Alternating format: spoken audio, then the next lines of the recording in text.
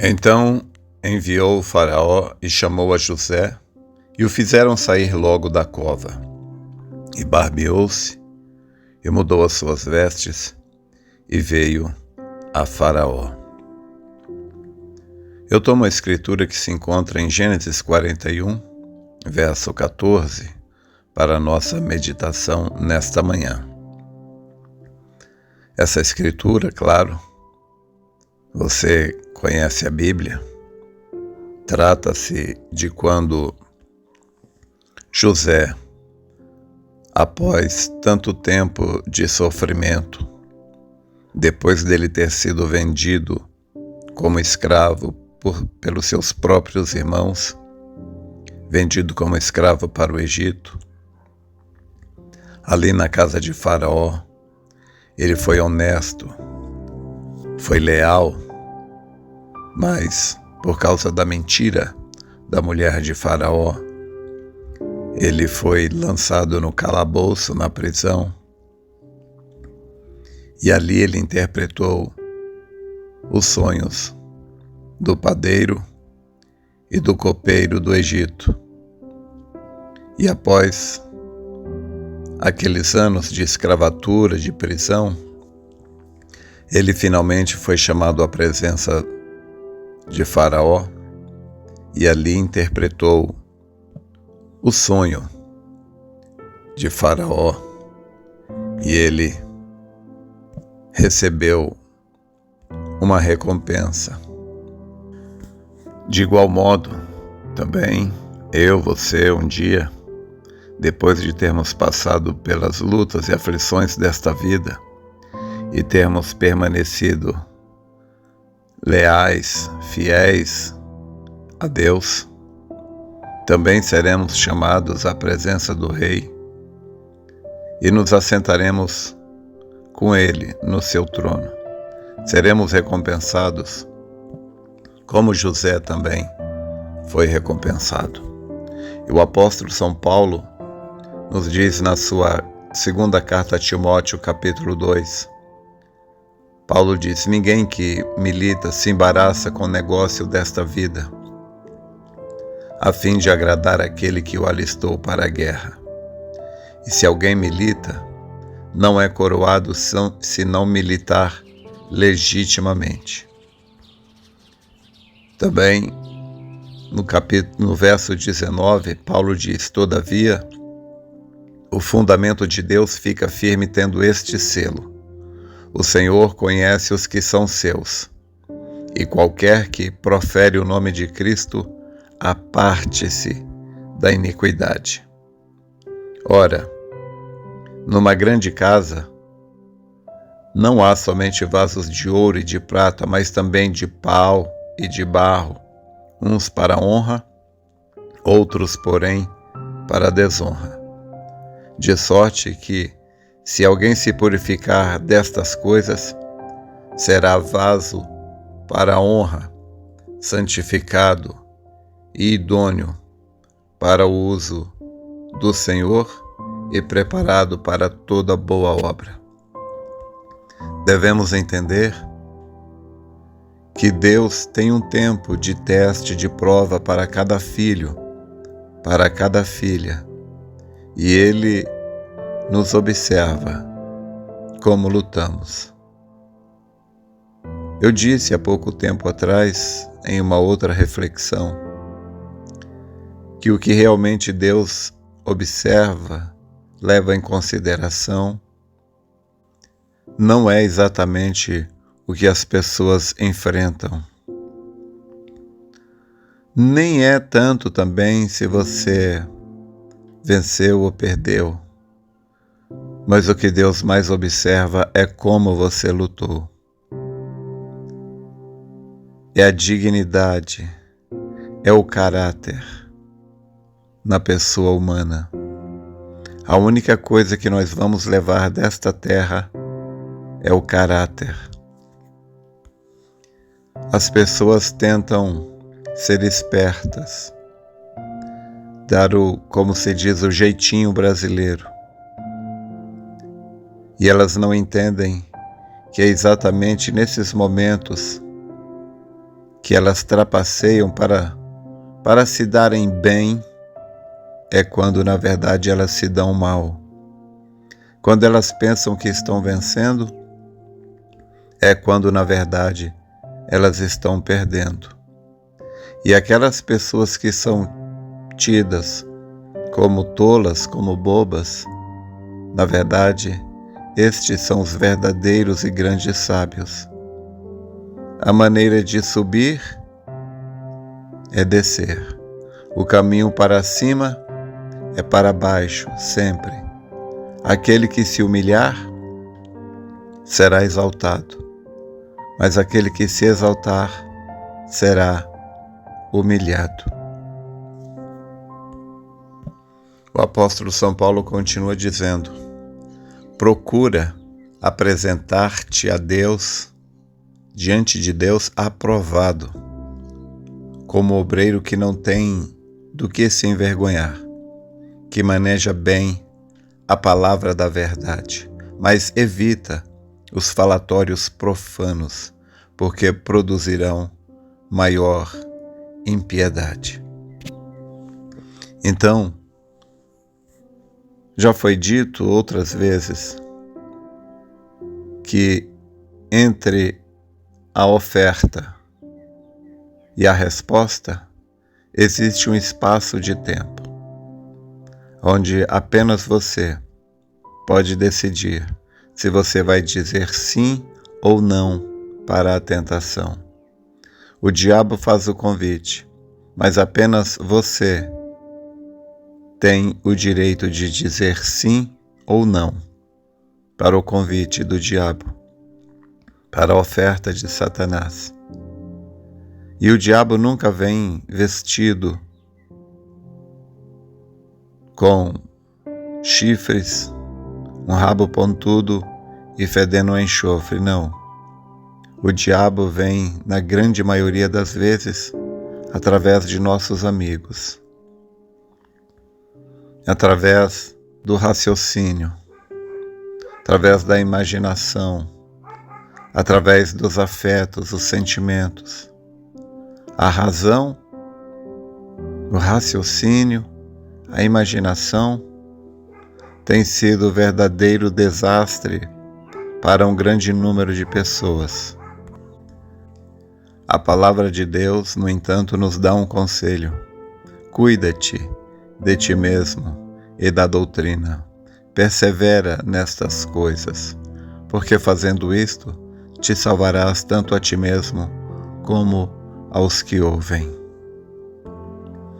Pedro disse: sede sóbrio e vigiai, porque o diabo, vosso adversário, anda em derredor, bramando como leão, buscando a quem possa tragar. Ele ainda diz: portanto, irmãos, procurai fazer cada vez mais firme a vossa vocação e eleição, porque fazendo isto, nunca, jamais tropeçareis. Jesus Cristo disse: eis que cedo venho, e trago o galardão para dar a cada um, segundo a sua obra. Então, sabendo que cada um receberá o galardão segundo a sua obra, Satanás fará de tudo para que a nossa obra seja contrária à palavra de Deus. Satanás fará de tudo para que a nossa obra nos condene. Mas você é livre para decidir. Deus disse: eis que ponho diante de vós a bênção e a maldição, a morte e a vida. Escolhe, pois, a vida. Você entende que a sua decisão determina o seu destino? Deus quer o seu bem, mas Ele não toma decisões por você. Ele apenas te mostra a porta, mas é você que tem que entrar por ela. O milagre que você espera na sua vida ele é realizado através da sua agenda diária. As decisões que tomamos diariamente é que estão criando o destino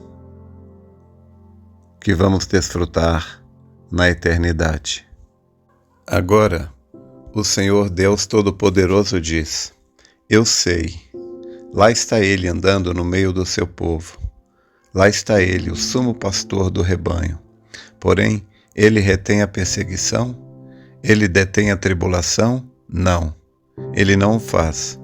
Ele simplesmente diz: eu conheço a tua tribulação. Eu não estou de maneira nenhuma desatento ao teu sofrimento.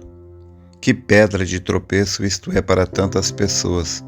Como Israel, elas têm dúvidas se Deus realmente as ama. Como pode Deus ser justo e amoroso se Ele fica de lado e observa seu povo sofrer? Isso é o que eles perguntaram em Malaquias, capítulo 1, versos 1 ao 3. Peso da palavra do Senhor contra Israel pelo ministério de Malaquias. Eu vos amei, diz o Senhor, mas vós dizeis: em que nos amastes? Não foi Esaú irmão de Jacó? Disse o Senhor. Todavia, amei a Jacó e aborreci a Esaú, e fiz dos seus montes uma assolação, e dei a sua herança aos dragões do deserto. Veja você. Eles não podiam compreender o amor de Deus. Eles pensavam que o amor significava nenhum sofrimento. Eles pensavam que amor significava um bebê com cuidado dos pais. Mas Deus disse que seu amor era amor eletivo. A prova do seu amor é a eleição. Visto que não importava o que acontecesse, seu amor era verdadeiramente comprovado pelo fato deles terem sido elegidos para a salvação. Por vos ter Deus elegido para a salvação em santificação do Espírito e fé da verdade. Ele pode entregar você à morte, como fez com Paulo. Ele pode entregar você ao sofrimento, como fez com Jó. Essa é prerrogativa dele. Ele é soberano, mas tudo é com um propósito. Se ele não tivesse um propósito, então ele seria autor da frustração e não da paz. Seu propósito é que, após termos sofrido um pouco, fôssemos aperfeiçoados, confirmados, fortalecidos e firmados. Como disse Jó, ele cuida de nós. Jó, capítulo 23, verso 6, parte B. Veja você, ele próprio padeceu. Ele aprendeu a obedecer por aquilo que padeceu. Ele verdadeiramente foi aperfeiçoado por aquilo que padeceu. Hebreus 5, versos 8 e 9 diz: ainda que era filho, aprendeu a obediência por aquilo que padeceu. E sendo ele aperfeiçoado, veio a ser a causa de eterna salvação para todos os que lhe obedecem. Em linguagem clara, o próprio caráter de Jesus foi aperfeiçoado pelo sofrimento. E de acordo com Paulo, ele deixou para a sua igreja uma medida de sofrimento, para que eles também, por meio de sua fé em Deus, enquanto padecendo por ele, chegassem a um lugar de perfeição. Porque ele quis isto? Tiago, capítulo 1, versos 2 a 4, diz: meus irmãos, tende grande gozo quando cairdes em várias tentações, sabendo que a prova da vossa fé obra paciência. Tenha, porém, a paciência a sua obra perfeita, para que sejais perfeitos e completos, sem faltar em coisa alguma. Por que ele fica de lado? A razão encontra-se em Romanos 8, 17 e 18. E se nós somos filhos, somos logo herdeiros também, herdeiros de Deus e co-herdeiros de Cristo, se é certo que com ele padecemos, para que também com ele sejamos glorificados. Porque para mim, tenho por certo que as aflições deste tempo presente não são para comparar com a glória que em nós há de ser revelada. A menos que padeçamos com Ele, não podemos reinar com Ele. Você tem que padecer para reinar.